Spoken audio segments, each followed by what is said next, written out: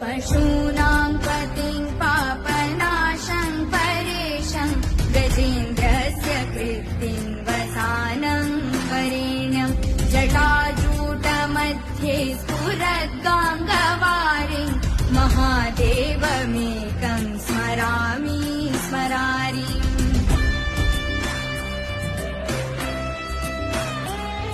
महेशं सुरेशं सुरारातिनाशं